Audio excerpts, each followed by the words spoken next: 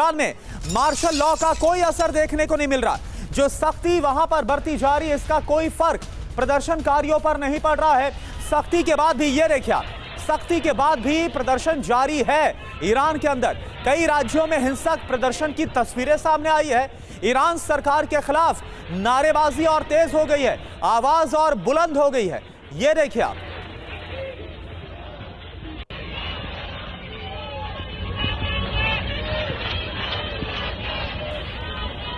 और देखिए बड़ी खबर, विद्रोह कुचलने की बहुत बड़ी तैयारी खामनेई शासन की। एक्शन में है ईरान की सेना।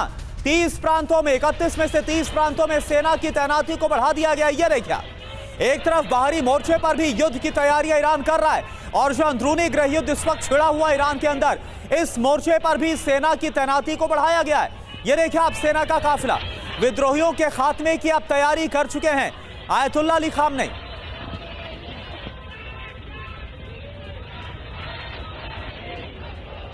और ईरान की राजधानी तेहरान से यह बड़ी खबर है। तेहरान में पुलिस का एक्शन जारी है। विद्रोह को कुचलने की हर संभव कोशिश की जा रही है। सख्ती के बाद भी प्रदर्शन हो रहा है। ये देखिए आप, युवाओं ने लगाए हैं आजादी आजादी के नारे। और वहीं अमेरिका के दौरे पर मोसाद चीफ पहुंच गए हैं। क्या है इसका मतलब, ये समझेंगे। विशेष दूत स्टीव विटकॉफ से मुलाकात, ईरान को लेकर बातचीत की गई है। सैन्य अभियान पर वार्ता संभव है।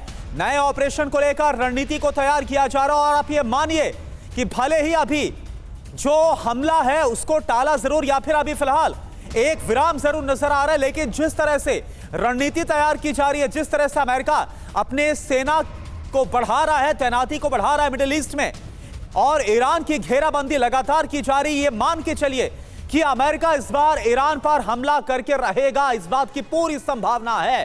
तो आप देखें, अमेरिका में मोसाद के चीफ हमले की क्या नई तारीख को तय करने के लिए गए हैं। बड़ी बात क्या है, जब जब अमेरिका में मोसाद चीफ पहुंचे हैं, बड़ा हमला जरूर हुआ है। साल 1967 का साल आप याद करिए, जब मोसाद चीफ व्हाइट हाउस पहुंचे थे, और हुआ क्या था, इजराइल ने अरब देशों पर बड़ा हमला कर दिया था, अरब युद्ध छिड़ गया था। साल 2025 Mossad chief David Barnea white house में थे, और क्या हुआ था आपको याद है, बीते साल अमेरिका ने ईरानी परमाणु ठिकानों पर हमला किया।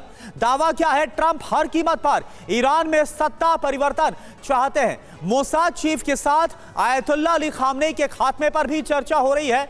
ईरान को घेरने की नए सिरे से रणनीति बनाई जा रही है। मनीष, कम से कम इतना तो पक्का, इतना तो तय है, जिस तरह से अमेरिकी राजदूत का यूएन में बयान देखे, मोसाद चीफ का अचानक से अमेरिका जाना और अमेरिका की तरफ से सैन्य तैनाती को बढ़ाना, आज नहीं तो कल अमेरिका हमला करेगा। क्या ये माने, ये सच है?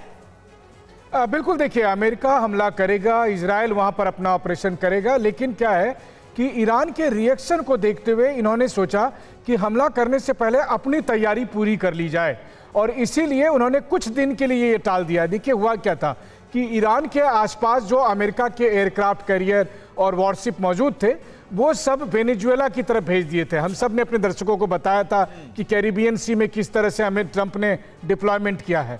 अब उनको वापस फिर मेडिटेरेनियन सी में और रेड सी में लाया जा रहा है। वो इसलिए ज़रूरी है क्योंकि एक बार जब अमेरिका हमला करेगा तो ईरान भी पलटवार करेगा। ईरान के पास मिसाइल है, बैलिस्टिक मिसाइल है, ड्रोन है, तो जब वो पलटवार करेगा उस वक्त अमेरिका के वहाँ पर एसेट्स होने चाहिए ताकि उनके एयर डिफेंस के जरिए ईरानियन मिसाइलों को रोका जा सके।